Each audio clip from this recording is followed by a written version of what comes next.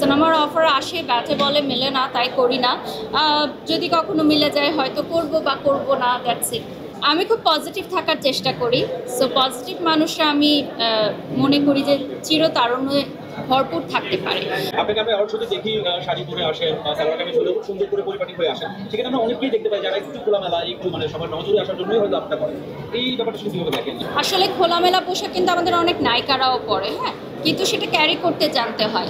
আমি কিসের উদ্দেশ্যে পড়ছি, আমি স্টাইল করার উদ্দেশ্যে পড়ছি নাকি আমি অশ্লীলতা ছড়ানোর উদ্দেশ্যে পড়ছি, সেটার মধ্যে পার্থক্য আছে। তো আপনারা দেখেছেন রিসেন্টলি অনেক মানে নামমাত্র যারা হচ্ছে নিজেদেরকে শিল্পী দাবি করে, কিন্তু আসলে তাদের কোনো আসলে কাজ নেই, টেলিভিশনে হোক বা সোশ্যাল মিডিয়াতে হোক, তাদের নামে কিন্তু আইনি নোটিশ গেছে, উকিল নোটিশ গেছে অশ্লীলতা ছড়ানোর জন্য। তো এটাও কিন্তু একটা স্টেপ। আর এগুলো আমি আশা করি একদিন ঠিক হয়ে যাবে। এটার একটা স্রোত যায় তো সব কিছুরই, ওইটুকুই একটা যাচ্ছে হয়তো।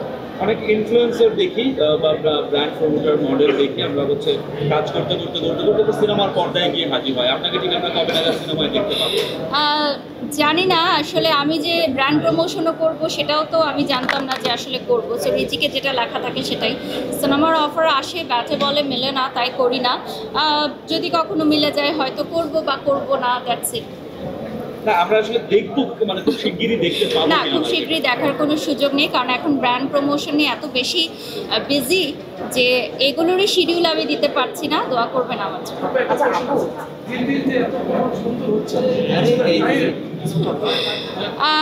আমি খুব পজিটিভ থাকার চেষ্টা করি।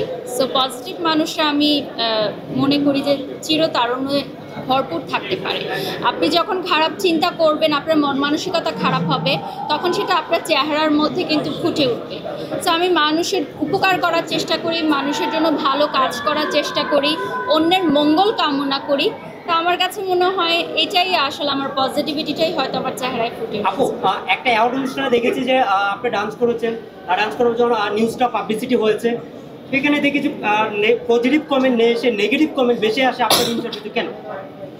আমি তো দেখলাম রিসেন্টলি তানজিন তিশাত, মন্দিরা চক্রবর্তী ওনাদের নাচের পারফরমেন্সের নিচে অনেক আজে বাজে কমেন্ট। তো আমি ইভান শাহের সোহাগ স্যারকে বলছিলাম যে মন্দিরা অনেক গুণী একজন শিল্পী, অনেক বড় মাপের একজন নৃত্যশিল্পী, তার ডান্সের নিচে কমেন্টসে এই ধরনের কমেন্টস আসলে আশা করা যায় না। আসলে অডিয়েন্স কী চায় সেটা তারা হয়তো নিজেরাও বুঝতে পারে না।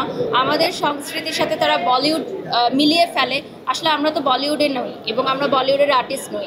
সো তারা চায় যে আমরা মানে খোলামেলা পোশাক পরবো না, আমরা ইসলামিক দৃষ্টিকোণ থেকে যে পোশাকগুলো সেগুলো পরে চলবো, কিন্তু নাচের ক্ষেত্রে তারা বলবে বলিউডের মতো কেন আমরা নাচতে পারি না। আসলে সংস্কৃতিগুলো আমার মনে হয় খুব মিলিয়ে ফেলে তারা।